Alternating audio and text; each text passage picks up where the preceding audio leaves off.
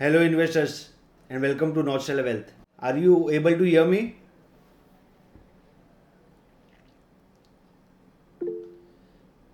Yes, we can. Okay so शुरू करते हैं आज का investor awareness program. This is the 11th investor awareness program we are conducting for this financial year.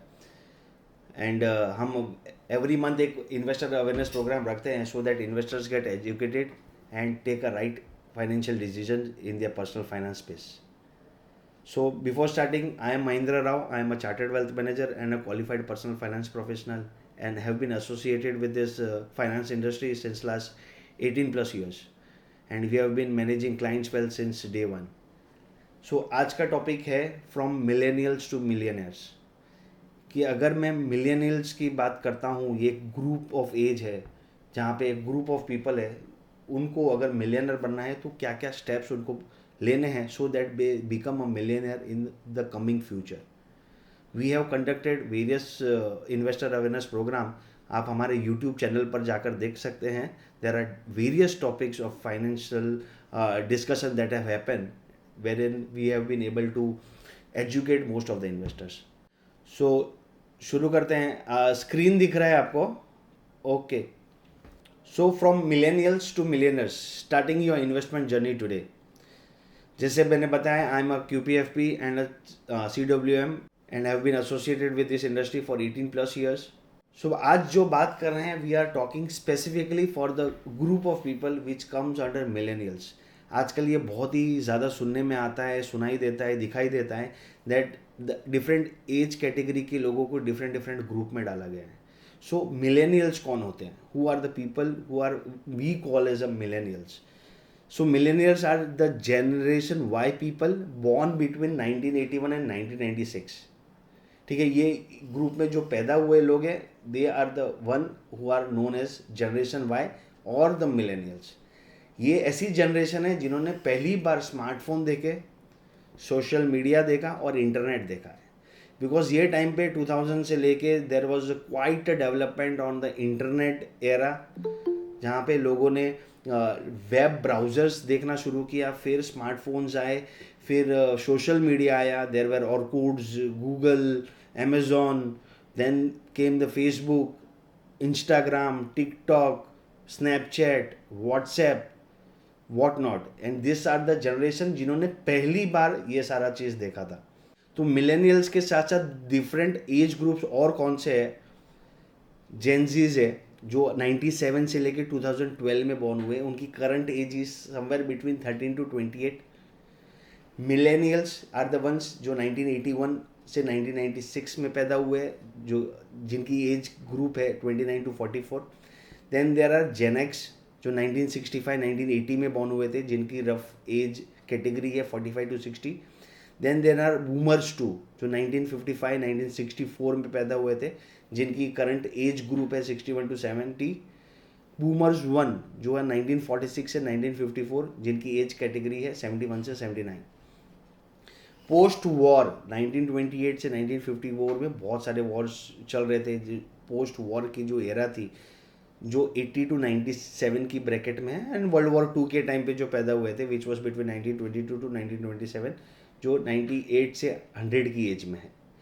So basically millennials को लोगों को इस ग्रुप में डिवाइड किया गया है. और ये देखोगे, ये लास्ट 5 साल में बहुत ही ज़्यादा हुआ है that you come to hear about this, कि these are the generation Y population, these are the Gen X, these are the Gen Z's population. Because companies, जितनी भी कंपनीज है, they develop their marketing strategy as per these groups.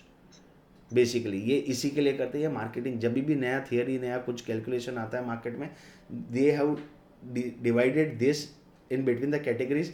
Reason एक ही होता है that अगर वो Gen Z population को attract करना है तो they will come out with that specific products, because their requirement, their needs, their desires, their lifestyle, their income are totally different compared to millennials, compared to Gen X.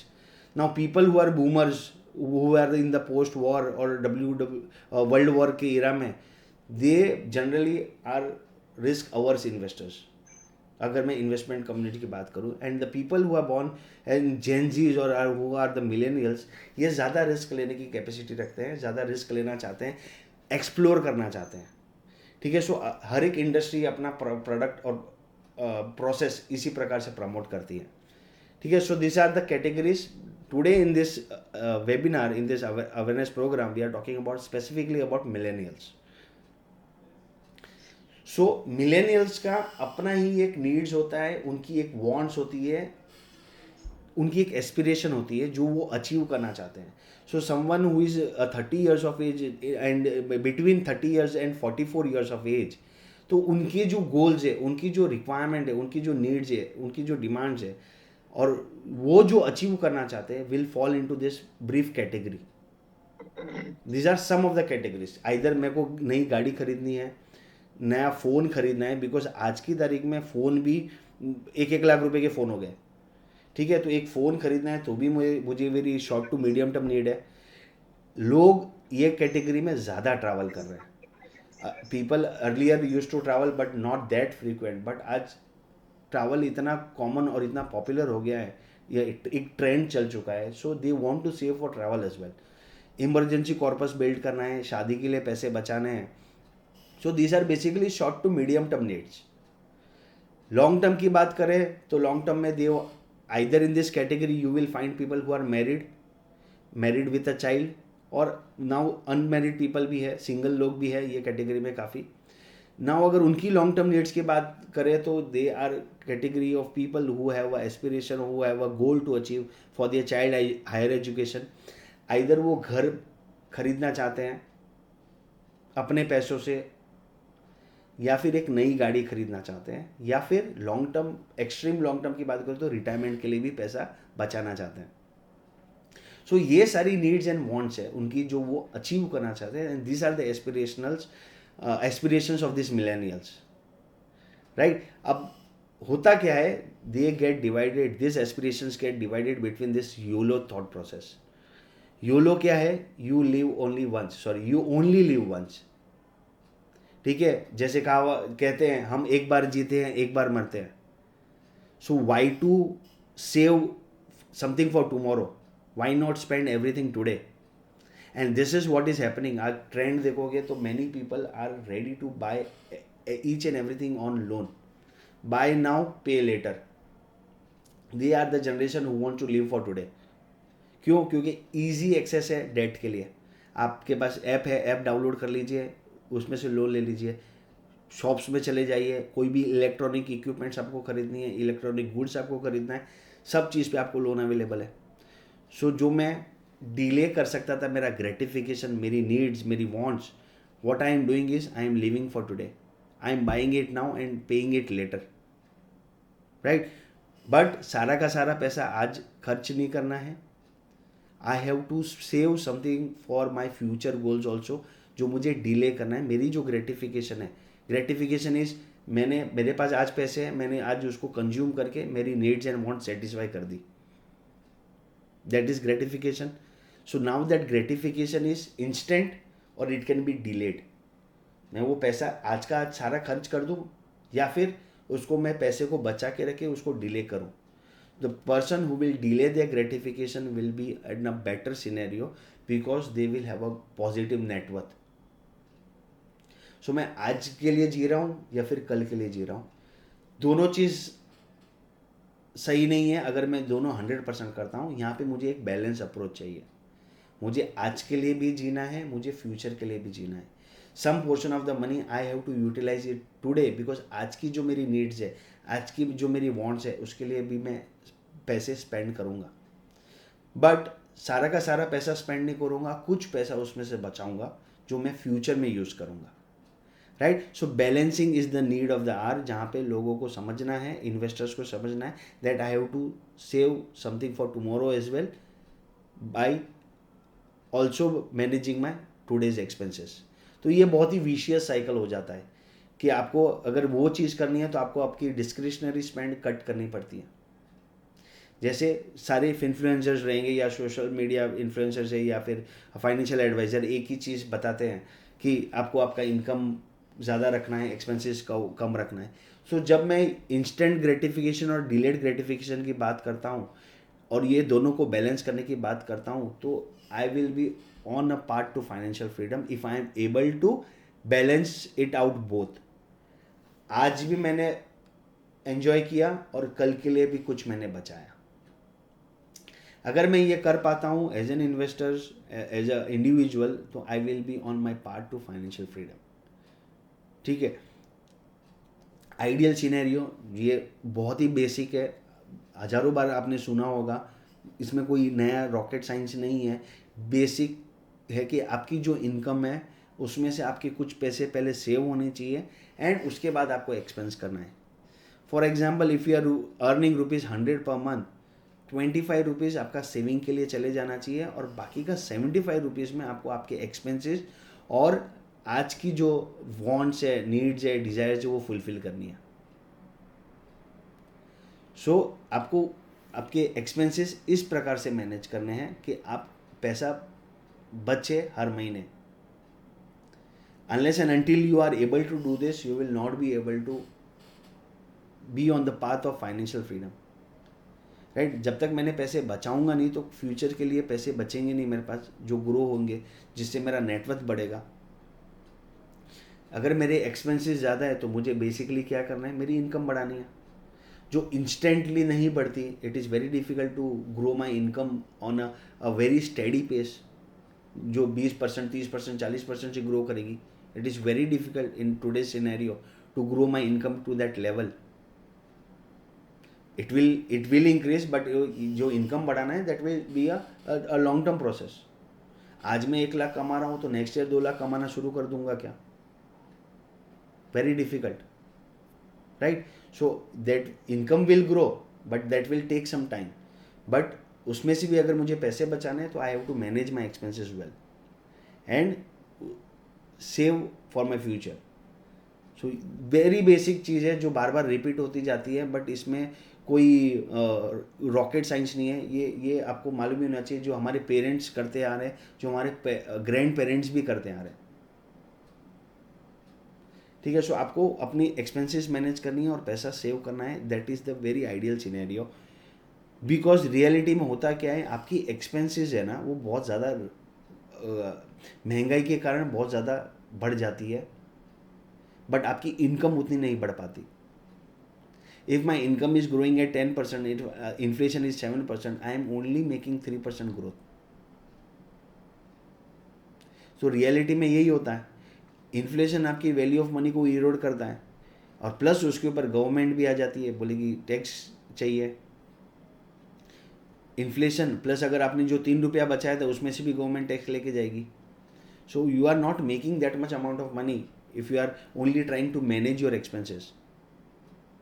अगर आपकी expenses बहुत ज़्यादा high है, जहाँ पे आपकी lifestyle expenses high है, discretionary spending बहुत हाई है, then you have to live below your means in the initial time. Initial phase में आपको आपके मीन्स के बिलो रहना है and then you have to save money for the next 5-10 years and then think about doing that expenses. because ये inflation और tax दो ऐसे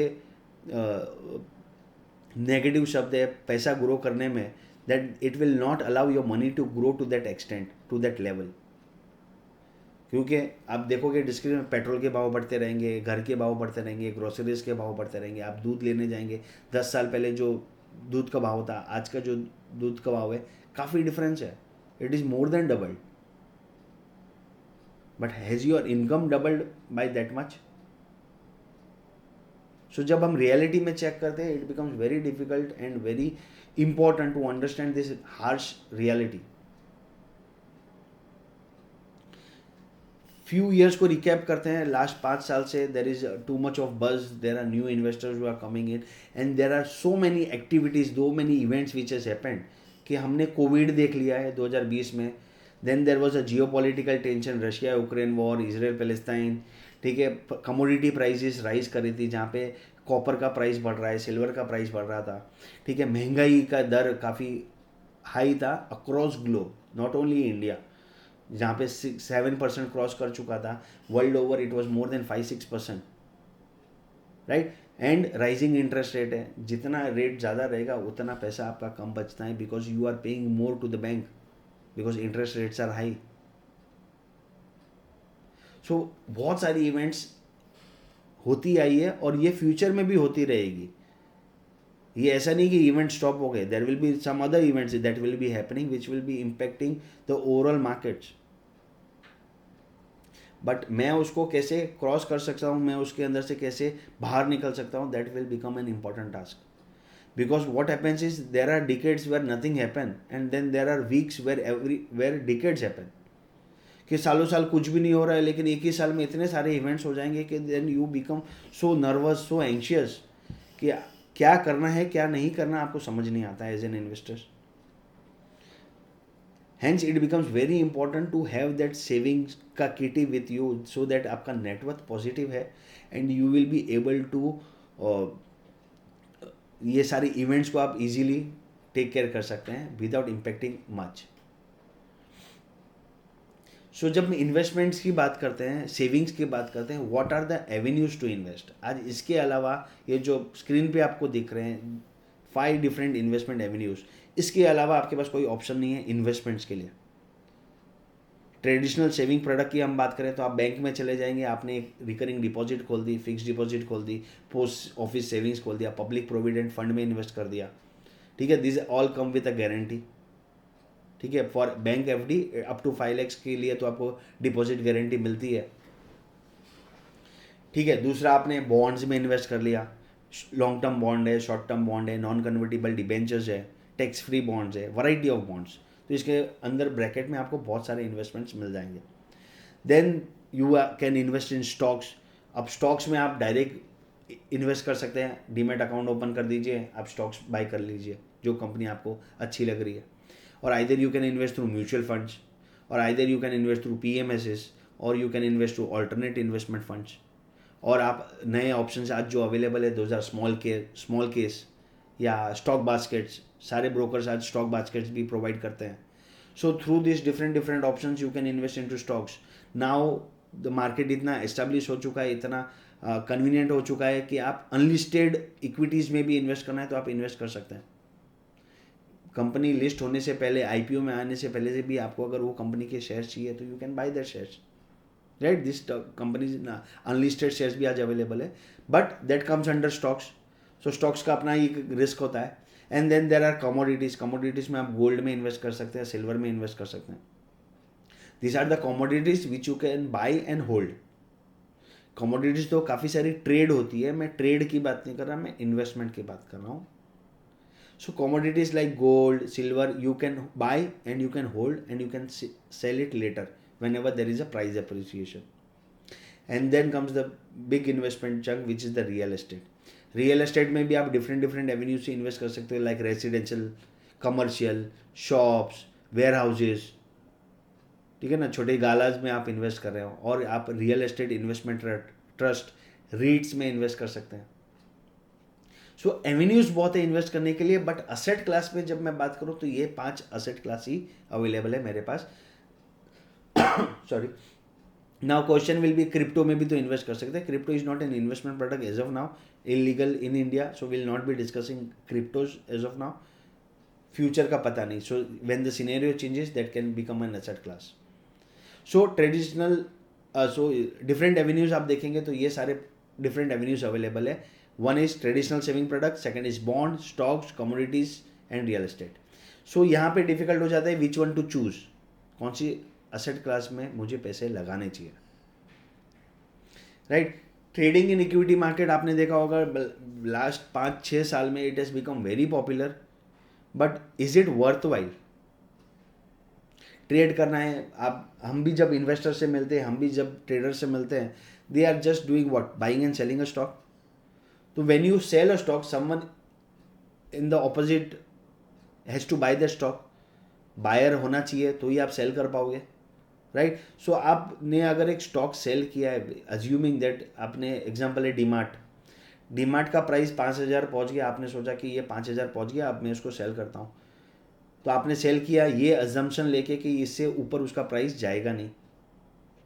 but the person who is buying the stock, because you are selling, someone is buying, the person who is buying the stock वो assume करता है कि नहीं ये 5,000 से 7,500 जाने वाला है.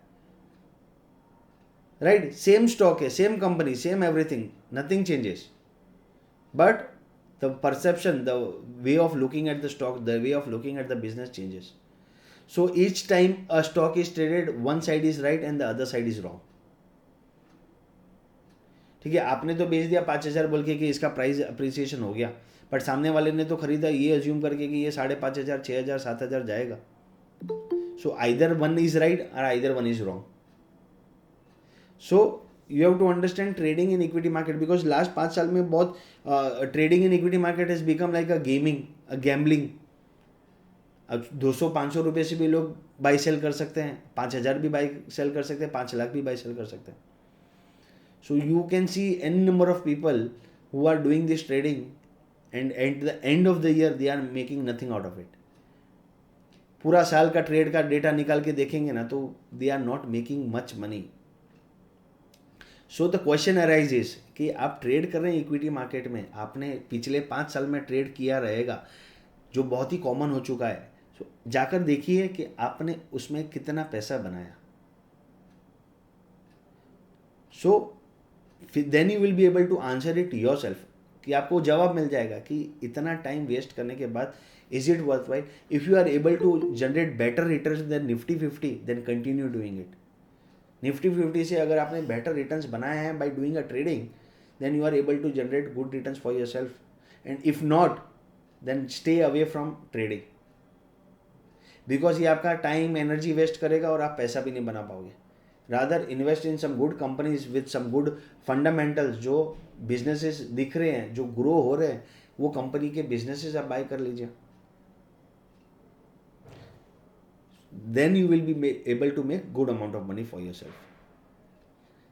So दूसरा तरीका और सबसे बेस्ट तरीका जो इन्वेस्ट करने का आज की तारीख में है, that is mutual funds. Reason mutual fund is becoming very popular because last month भी हमने एक वेबिनार कंडक्ट किया था जहाँ पे हमने समझा था कि कौन सा म्यूचुअल फंड सही है. वहाँ पे मैंने बताया था कि we are not investing in mutual funds, we are investing through mutual funds. मैं म्यूचुअल फंड के अंदर इन्वेस्ट नहीं कर रहा, मैं म्यूचुअल फंड के थ्रू इन्वेस्ट कर रहा हूँ. सो इसमें होता क्या है कि mutual fund not only invest in equity, वो फिक्स्ड इनकम डेट में भी इन्वेस्ट करता है, वो गोल्ड में भी इन्वेस्ट करता है, और या फिर वो मुझे कॉम्बिनेशन एक बंडल्ड प्रोडक्ट बना के देते हैं जहाँ पे मैं तीनों असेट क्लास में इन्वेस्ट कर सकता हूँ, या फिर मैं आर्बिट्राज भी कर सकता हूँ. राइट.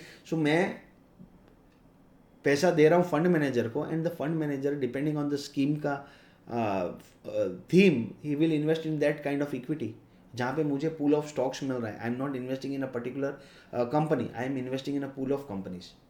तो उसमें से एक कंपनी भी अगर डिफॉल्ट हो जाती है, then I will be at a low risk. So बहुत इंपॉर्टेंट हो जाता है ये समझना कि अगर मैं म्यूचुअल फंड्स के थ्रू इन्वेस्ट करता हूँ तो I will be able to invest in different asset class. जो असेट क्लास मैंने बताए थे प्रीवियस स्लाइड्स में, सारे असेट क्लास में मैं इन्वेस्ट कर सकता हूँ थ्रू म्यूचुअल फंड्स. मुझे सिर्फ गवर्नमेंट सिक्योरिटीज में इन्वेस्ट करना है तो वो फंड्स अवेलेबल है which are called as gilt funds, जो सिर्फ और सिर्फ गवर्नमेंट सिक्योरिटीज में ही इन्वेस्ट करेगा.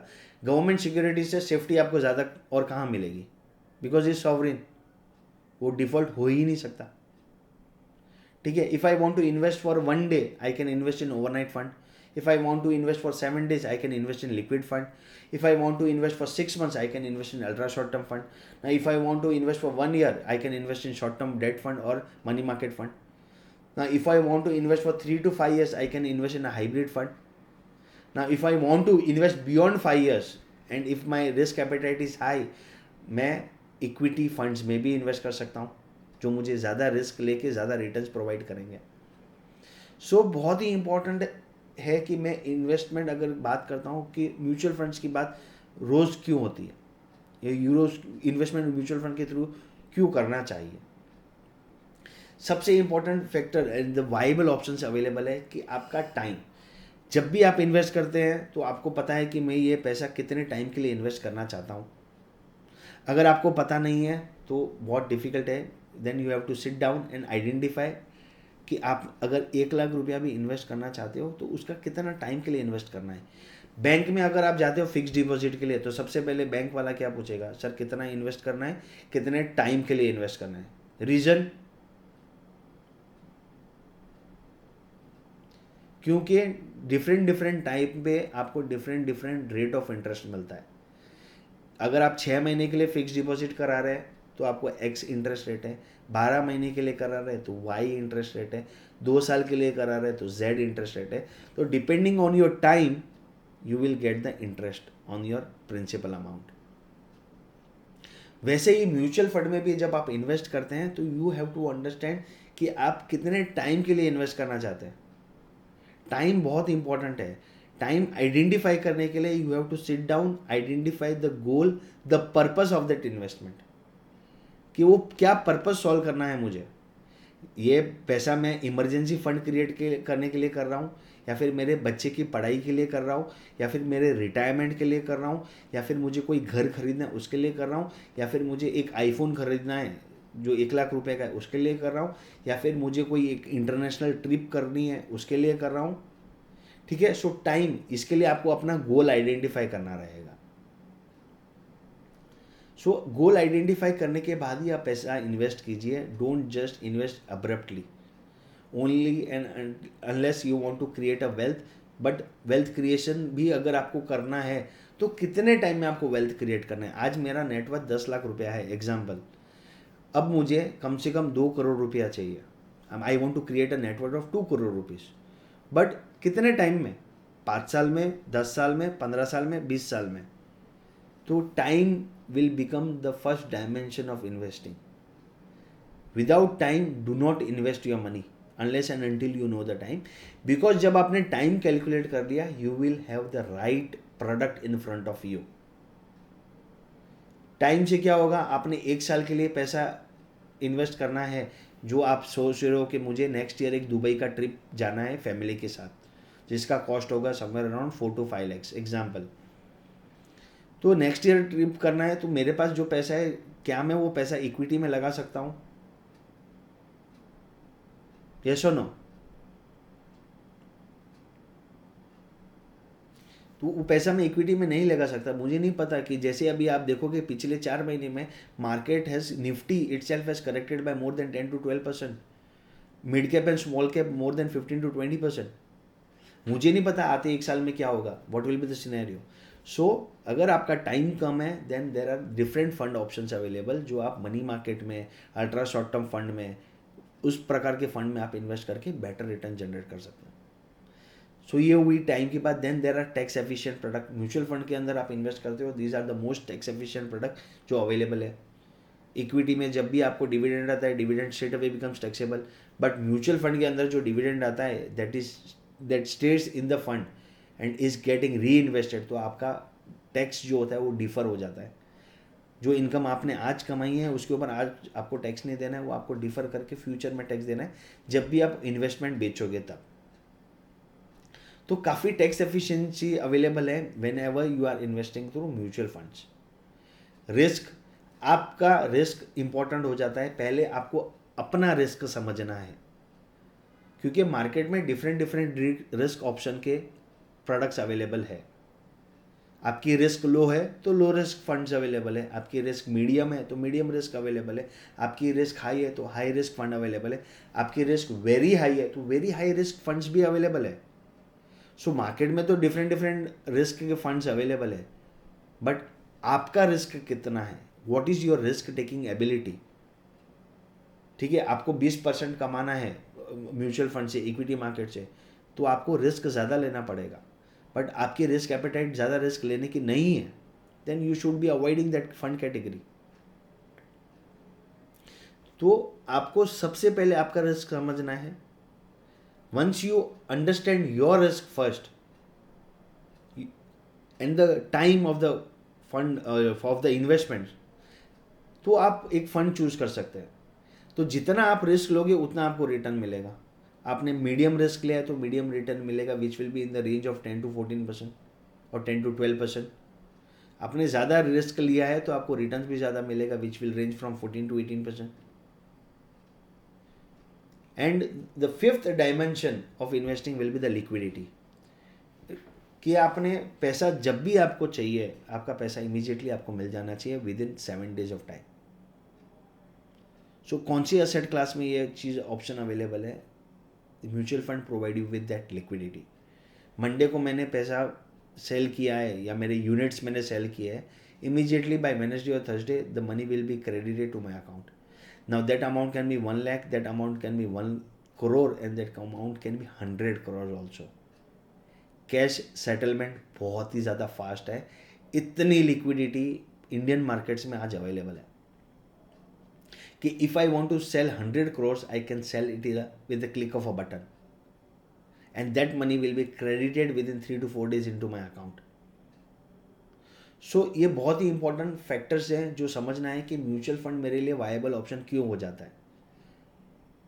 ठीक है, ये डायमेंशन समझने के लिए sit down with your financial advisers, understand your time horizon, understand your goals, understand the tax efficiency of the mutual fund schemes that you are investing in, understand your risk appetite first, then the risk of the scheme, understand the returns that will be generated over a period of time, and the liquidity options available. So mutual fund एक simple solution है. ये सारे पांचों option आपको बहुत ही अच्छे से manage करके दे देंगे. सो डायरेक्ट इक्विटी इन्वेस्टमेंट भी आप कर सकते हैं. बहुत लोग बोलते हैं कि डायरेक्ट इन्वेस्टमेंट मुझे पता है कि मैं कर सकता हूँ. If you are able to do it and if you are able to beat Nifty 50 at least, you can do direct stock investing. अगर आप निफ्टी 50 का बेंचमार्क खुद अगर स्टॉक्स में इन्वेस्ट करके नहीं कर सकते या ट्रेड करके नहीं कर सकते, avoid it completely, because you are losing your money. जो पैसा आपका कंपाउंड हो सकता था वो पैसा आप तोड़ रहे हो मार्केट में. ठीक है, तो ये समझना बहुत ही इंपॉर्टेंट हो जाता है कि क्यों अवॉइड करना है. Take a simple route which will benefit you the most. 3 मंत्रा फॉलो करने हैं. सिंपल से मंत्रा है, that is minimum sacrifice, maximum discipline and more compounding potential, जो आपको म्यूचुअल फंड के थ्रू मिलेंगे. आप इसमें इन्वेस्ट करना शुरू कर सकते हैं 100 रुपये से भी. ठीक है, but as an average middle class citizen we will be investing more. 100 rupees will fetch us nothing. ये तो दिन का रिक्शे का खर्चा हो जाता है. बट उतना पैसा भी आप इन्वेस्ट कर सकते हो म्यूचुअल फंड में थ्रू SIPs. प्लस आपको पीरियोडिक इन्वेस्टमेंट मिलती है जो आपका डिसिप्लिन क्रिएट करती है over a period of time. First 3 years it will be very difficult to continue your SIP. बहुत डिफिकल्ट है. हमने SIPs कैंसिल होती हुई देखी है. इन्वेस्टर्स शुरू तो कर देते हैं एक्साइटमेंट में, जोश में, बट उसको मेंटेन नहीं कर पाते बिकॉज डिसिप्लिन नहीं है. But once you cross this 3 years, then it becomes a habit for you. कि उसके बाद अगर आपकी SIP अगर आपके अकाउंट से डेबिट नहीं हो रही है, you will become very anxious. आप बहुत अनकंफर्टेबल हो जाएंगे कि मेरा पैसा इन्वेस्ट नहीं हो रहा है, मेरा पैसा सेव नहीं हो रहा है. बिकॉज 3 साल तक SIP का पैसा ज़्यादा बढ़ता हुआ नहीं दिखेगा आपको. मोस्ट ऑफ द टाइम आपको आपकी जो प्रिंसिपल अमाउंट है उससे कम वैल्यू भी दिख सकती है, बिकॉज मार्केट का भी एक साइकिल होता है अप एंड डाउन का, राइट. सो आपको फर्स्ट 3 years में ज़्यादा दिखेगी नहीं, but you will be able to cultivate a habit. आपने अब तक 3 साल में एक हैबिट डेवलप कर दी जहाँ पे आपको पता है कि regularly my bank account is getting debited and it is getting invested in the capital market और the equity market. This can be across equity, gold, bond, anything. But आपने एक हैबिट कल्टिवेट कर दी जहाँ पे आपने डिसिप्लिन वे से invest किया है and you will be able to save a good amount of money. And after 3 years to 6 years you will be able to see good amount of value in your portfolio.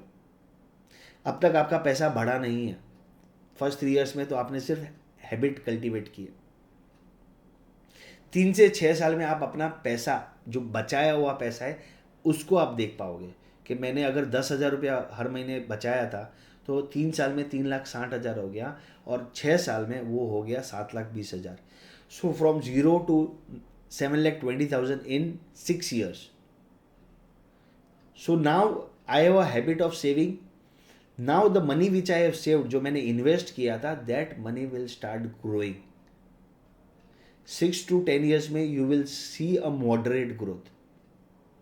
ज़्यादा पैसा आपको नहीं दिखेगा. 7,20,000 आपको शायद 10 लाख या 12 लाख के आसपास दिखे. अगर मैं to 10% का भी कैलकुलेशन रखना हो तो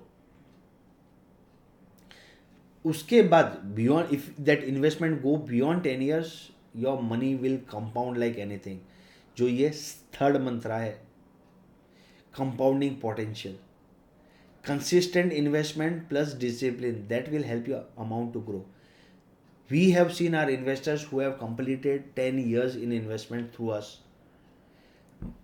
हमारा पैसा मेरा पैसा ग्रो होते हुए देखा है 2014 से 2024 में. I have myself completed 10 years of my investment cycle and now I am least bothered about the compounding का factor because मुझे पता है वो पैसा अब बढ़ते रहेगा एंड द ग्रोथ जो आएगी वो बहुत ज़्यादा आएगी. vis-a-vis the investors who have invested to us, many investors I have now crossed that 10 years time, जिनकी SIP 2014 से चालू थी एंड वो अब तक कंटिन्यू कर रहे हैं एंड वहाँ पे उनको मैक्सिमम ग्रोथ दिख रहा है. They did 3 simple things: sacrifice, discipline and they let their money to compound.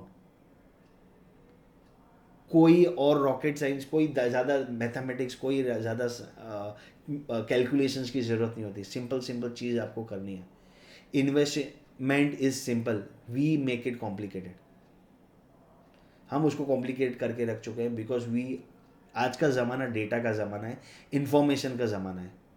इतना ज़्यादा इंफॉर्मेशन अवेलेबल है मार्केट में कि everyone wants to share their part of knowledge, their part of calculations to the world कि ऐसे करते तो ऐसा होता, वैसे करते हो. जितना सिंपल रखोगे आप अपना इन्वेस्टमेंट उतना ज़्यादा पैसा बना पाओगे. अगर आपने आरडी भी करी है, 10 साल की आरडी भी करी है जहाँ पे आपने 8% का रेट भी लिया है, that money will also grow at a good compounding potential. मैं सिर्फ बैंक की आरडी की बात कर रहा हूँ जहाँ पे सिर्फ 8% मिलेगा. So when you come to equity market जहाँ पे आप ज़्यादा रिस्क ले रहे हो, you will be rewarded more with the returns. So बहुत ही इंपॉर्टेंट पैरामीटर्स है. Understand the 3 mantras. सबसे इंपॉर्टेंट जैसे मैंने बताया systematic investment plan. Now I am comparing this with the marathon. अगर आपने मैराथन रन करने 42 किलोमीटर्स का, तो अगर आप 14 किलोमीटर्स पर आवर की स्पीड से रन करें then you will be able to complete it in 3 hours. If you complete it in 10 kilometers per hour से then you will be completing it in 4 hours. 8 kilometre per hour की speed से करें then you will be able to complete in 5 hours. But the question is, क्या हम ये same speed continuous रख पाते हैं क्या? Is it possible? Now the winners, the champions, they run at a different speed altogether. वो 2-2.5 घंटे में ही 42 किलोमीटर्स का मैराथन कंप्लीट कर सकते हैं. But we are not into that category. We are talking about average investors, average people running with an average speed, right? बहुत बार क्या होगा, we complete the marathon in laps. शुरुआत हम जोश से करते हैं तो हमारी स्पीड ज़्यादा रहती है, तो 5-7 किलोमीटर आपने रन कर लिया, उसके बाद स्लो डाउन आएगा, फिर आप थोड़ा सा स्पीड और पकड़ेंगे, फिर आप ब्रेक लेंगे, then you will get energise, take an energy drink. जहाँ पे ब्रेक आ गया, then again you will start your race with a good amount of speed, then again you will get tired, then your speed will slow down, then again you will take a break, and this cycle will continue till you complete your 42 kilometres, right. जहाँ पे आपने एक high speed रखी विच will B beyond 14 kilometres, then there will be a speed of 10 kilometers, then there will be a speed of 5 kilometers, then there will be no speed where you are taking a break, right? तो equity market का भी cycle ऐसे ही चलता है. there are times when there will be a high speed which will be the bull run market, then there will be no returns market, and जहाँ पे आपने break लिया that will be a negative market. ठीक है. So small but periodic investments over a period of time क्या करेगा, आपका different cycle में पैसा इन्वेस्ट करते रहेगा. देन द मार्केट में जब स्लो डाउन आएगा, that is the time that market is getting energized and then it will follow with a big bull run. But what you are doing as an investor is you are investing at different intervals. सारे market में आपने invest किया, high speed में भी किया, लो speed भी किया, average speed में भी किया, जहाँ पे ब्रेक लिया, जहाँ पे मार्केट डाउन था वहाँ पे भी आपने इन्वेस्ट किया. So what you are doing is you are doing a rupee cost averaging, जहाँ पे आप अपना कॉस्ट एवरेज कर पा रहे हैं. So over a period of time you will B accumulating more units. आप ये प्रोसेस में क्या करें, ज़्यादा शेयर्स खरीद पा रहे हैं. तो ज़्यादा शेयर्स खरीदेंगे तो जब मार्केट में उनकी एनएवी ज़्यादा हो जाएगी, then you will be able to make a good market value out of the portfolio. तो आप 100 रुपये से स्टार्ट करते हैं, वो प्राइस अगर गिर के 90 रुपया हो गया तब भी आप इन्वेस्ट कर रहे हैं, 80 रुपया हो गया तो भी आप इन्वेस्ट करें, 70 रुपया हो गया तो भी आप इन्वेस्ट करें, 70 से बढ़ के फिर वो 110 रुपया हो गया तब भी आप इन्वेस्ट करें, 120 में भी इन्वेस्ट करें, 130 में भी इन्वेस्ट करें, 140 में भी इन्वेस्ट करें. ठीक है, वो 140 से फिर 110 आएगा, फिर 120, 130, 140, 150, 160, फिर वो जाएगा 200 रुपये. अल्टीमेटली द प्राइस मूवमेंट आया आपका 100 to 200, but with in that cycle the price will fall to 70 rupees also, 50 rupees also, and that cycle also will grow to 180, 190 also. But what I am doing is I am buying at a different price level. मैं different price पे by कर रहा हूँ. क्यों? क्योंकि मैं discipline way से invest कर रहा हूँ. So I am not timing the market. मैं मार्केट को टाइम नहीं कर रहा हूँ, चुपचाप जो भी मार्केट का प्राइस है वो प्राइस में मैं यूनिट्स खरीद रहा हूँ. And that is the beauty of systematic investment plan, जहाँ पे मुझे रूपी कॉस्ट एवरेजिंग करने मिल रही है. सो मैं एवरेज आउट कर रहा हूँ एवरीथिंग. एंड इक्विटी मार्केट में रिटर्न्स एवरेजिंग पे ही आपको ज़्यादा बनता हुआ दिखेगा. ठीक है. सो बहुत ही इंपॉर्टेंट पैरामीटर है समझना ये कि that rupee cost averaging will help my money to grow and my network to grow. जैसे मैंने बताया there are different asset classes. Comparing this with the Hindustan classical music, जहाँ पे 7 नोट्स होते हैं सप्तक, जैसे जिसको हम सप्तक कहते हैं. विचार सा रे गा मा पा धा नी, सा रे गा मा पा धा नी, and then again it goes to सा रे गा मा पा धा नी. करेक्ट. तो ये म्यूजिशियन क्या कर रहे हैं, यही नोट्स यूज कर रहे हैं और उसके बेसिस पे एक स्ट्रेस फ्री म्यूजिक क्रिएट कर रहे हैं. ठीक है. यही नोट्स यूज करके एक म्यूजिक बन रही है which we are enjoying when we are listening to that music. Right. जैसे डिफरेंट 7 कॉम्बिनेशंस है. Whenever you are doing investing you have to understand है मुझे असेट एलोकेशन करना बहुत ही ज़्यादा ज़रूरी है. सारा पैसा इक्विटी नहीं हो सकता, सारा पैसा गोल्ड नहीं हो सकता, सारा पैसा रियल एस्टेट नहीं हो सकता, और सारा पैसा फिक्स्ड इनकम नहीं हो सकता. जैसे मैंने बताया था प्रीवियस स्लाइड में कि आपको आपकी रिस्क समझनी है. जैसे आप अपनी रिस्क समझोगे उसके हिसाब से आप अपना एक पोर्टफोलियो क्रिएट करोगे, एक असेट एलोकेशन क्रिएट करोगे depending on the time as well. जो असेट एलोकेशन आप बनाओगे उसके अंदर फिर आपके पास इक्विटी भी रहेगी, डेट भी रहेगी, गोल्ड भी रहेगी एंड रियल एस्टेट इन्वेस्टमेंट्स भी रहेंगे. राइट. अब इक्विटी में भी इन्वेस्ट करना है तो मैं कुछ डायरेक्ट इक्विटी भी कर सकता हूँ, स्मॉल केस कर सकता हूँ, म्यूचुअल फंड्स के थ्रू तो मेजर कर सकता हूँ. गोल्ड में इन्वेस्ट करना है तो म्यूचुअल फंड से कर सकता हूँ, फिजिकल गोल्ड ले सकता हूँ. राइट. फिक्स्ड इनकम में करना है तो मैं डेट म्यूचुअल फंड बाई कर सकता हूँ, या फिर फिक्स्ड डिपॉजिट्स कर सकता हूँ, या फिर बॉन्ड्स में इन्वेस्ट कर सकता हूँ. But that will be like a complete थाली, अ गुजराती थाली, जहाँ पे सारे चीज़ छोटी छोटी पोर्शन में अवेलेबल है. सो कल उठ के मार्केट सिनेरियो कुछ भी रहे, अभी जैसे न्यूज़ आई है लेटेस्ट कि न्यू इंडिया कोऑपरेटिव बैंक बंद हो गया. If I had my all my money in that particular bank, मेरा तो पहला सेविंग्स डूब गया.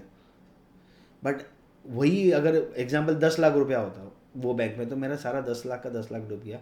5 लाख मुझे वापस मिलता under the deposit guarantee scheme.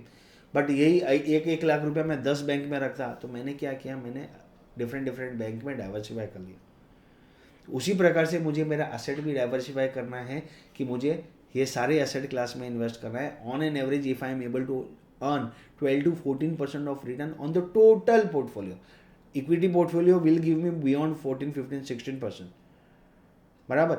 But मैं टोटल पोर्टफोलियो की बात कर रहा हूँ. 100 का 100 रुपया इक्विटी में नहीं लगेगा, बिकॉज मेरा पोर्टफोलियो में डिफरेंट एसेट क्लासेस और डिफरेंट टाइम हॉरिजन के इन्वेस्टमेंट्स रहेंगे. सो मुझे एसेट एलोकेशन करना बहुत ही इंपॉर्टेंट है. That will give me a less stressful investment journey. I will be able to achieve all my goals, my short term goals, my mid term goals, and my long term goals. And I will be able to achieve my path to financial freedom. अगर ये मैं कर रहा हूँ, I will be able to save and secure my money. मेरा capital preserve करना भी important है. क्यों? रिस्क इतना भी ना ले लो कि मेरा कैपिटल ही चला जाए. कैपिटल को प्रोटेक्ट भी करना है, तभी आप फाइनेंशियल फ्रीडम अचीव कर पाओगे. एंड आपका जो नेटवर्थ है 10 lakhs का, उसको 2 करोड़ करना है, तो आपको समझना है कि इसमें कुछ समय लगेगा. इसमें एक अच्छा डिसेंट रेट जो रहेगा वो कंसिस्टेंटली आपको मिलना चाहिए. 1 साल मिल रहा है, 2 साल मिल रहा है, फिर तीसरे 2-3 साल नहीं मिल रहा है, फिर 5 साल मिल रहा है, 6 साल मिल रहा है, फिर आपको नहीं मिल रहा है. उससे बेटर है कि consistently if my money compounds at 12-14%, I will be on my path to financial freedom. जो हम आज का जो कॉमन टॉपिक था, फायर वाला, financial independent retirement early. If I want to achieve that, if I have that calculation in mind, I have to sit with my financial advisor, understand what is the wealth that I want to create for myself, depending on my current lifestyle, depending on my current expenses. Then you have to do the asset allocation. Then you have to diversify your investment into that particular assets. तो बहुत सारे parameters होते हैं जब आप investment करते हैं. ये नहीं, क्योंकि पहले क्या होता था, आपको बैंक में फिक्स डिपॉजिट करनी है, आरडी करनी है, उससे सिंपल कुछ नहीं है. आप बैंक में गए, फॉर्म फिल कर दिया और आपने पैसा जो है वो 7% 8% से ग्रो करेगा. ठीक है, but that money is actually not growing. Your money has to grow at 12-14% in order to beat inflation, in order to beat the tax that you will be giving it to the government. फिर आपके पास जो बचेगा that is your income. 12% में से अगर मैंने 6% 7% अगर inflation है वो माइनस कर दिया, माई रियल रिटर्न इज 5%. और 5% में से मैंने गवर्नमेंट को 10% दे दिया, तो आधा टका तो गवर्नमेंट लेके चलेगी. My net income is 4.5%. Right. इसीलिए बहुत इंपॉर्टेंट हो जाता है ये समझना कि मेरी रिस्क एपेटाइट, मेरी टाइम होराइजन, मेरी एसेट एलोकेशन, मेरा डाइवर्सिफिकेशन, इन्फ्लेशन रेट क्या चल रहा है, इन्फ्लेशन रेट क्या चल रहा है, और दूसरा टैक्स रेट क्या है उस इन्वेस्टमेंट प्रोडक्ट पे. So I have to understand everything whenever I am doing investments. So time period बहुत इंपॉर्टेंट हो जाता है. जितना मैं लॉन्ग टर्म पैसा रखता हूँ उतना रेट ऑफ रिटर्न मुझे ज़्यादा मिलता है. कि एग्जाम्पल, अगर 5,000 रुपीज़ मैंने 3 ईयर्स के लिए रखा है, अगर 12% से भी ग्रो करा है, it will grow to only 2,15,000. Same 5,000 I invest 2 years extra और सेम 12% पे ग्रो करा है, I will be able to make 4 lakh. Same if I increase the tenure to 10, I will be able to make 11.5 lakh. और सेम अगर मैंने 20 years अगर continue किया, जहाँ पे मैंने 10 to 20 ईयर्स का जो साइकिल है, wherein the biggest compounding happens, my money will grow to 50 lakhs. This is just 5,000 rupees I am talking about. इसको आप 50,000 कर दीजिए तो आप 5 करोड़ रुपया जमा कर पाएंगे. If I am able to save 50,000 per month for 20 years at 12%, I will be able to create a wealth of 5 crores. Now if I am at a 30 years of age, मैं 30 साल का हूँ, जब तक मैं 50 साल का पहुँच जाऊँगा, मेरे पास 5 करोड़ रुपया रहेगा, which is compounding at only 12%. So staying patient is very important, and that generally helps in creating wealth over a period of time. So if you are investing, many investors might have started investing. If you are not have started investing, then आपको आपका KYC करना है, KYC का number लेना है, which becomes your investment का ID proof. आपको investors CKYC establish करनी है इन्वेस्टर्स और म्यूचुअल फंड के बीच में, and then you have to dive into the world of investments. And we at Nostrela are happy to help you to handhold your investments in your long term wealth creation journey. So if you have not started your investment journey today, then it is the time that you start investments. And if you have already started, and if you have not taken help of a financial advisor, please do take a help of a financial advisor. वो आपकी journey को help अच्छे से manage करके वहाँ तक पहुँचाने की जिम्मेदारी लेंगे. सो ये यहाँ पे एकदम सिंपल है, that you don't have to be smarter than the rest, you have to be more discipline the rest. And the financial advisor will help you to not commit mistakes in the markets. जितना कम mistakes करोगे उतना ज़्यादा पैसा आप market से बनाओगे. So this is my profile. I'm available on QPFP website, and we provide all these solutions and products. Whoever wants to get connected with us, we can connected with us, and we are happy to give a complimentary service. जहाँ पे we will give you a free consultation for 30 years. We will do your financial goal analysis. We will do your financial health checkup, your documents organizing, insurance portfolio review, mutual fund review और एक 1 page financial provident आपको बना के देंगे. So if you want to get connected with us you can contact और book an appointment with us. Thank you so much, guys. If you have any question, this is from my side. If you have any question, you can ask. Any questions, anyone? Sir ये session available होगा ना आपका YouTube पे? हाँ, मैं YouTube पे record हुआ है, मैं यूट्यूब पे डाल देंगे, आपसे शेयर कर दूंगा.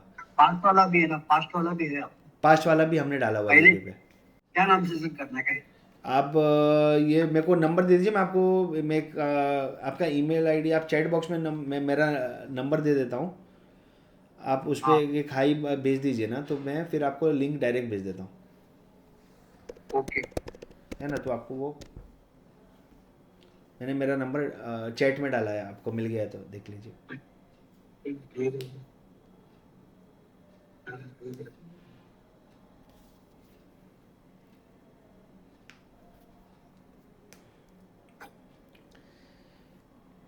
ठीक है, तो एंड करते हैं session. Thank you Kamlesh ji for attending. Thank you everyone for attending. And next month मिलेंगे नेक्स्ट टॉपिक के साथ. यहाँ पे we will try to educate and give you the information. So thank you so much. Signing off, Mahendra Rao. Bye bye.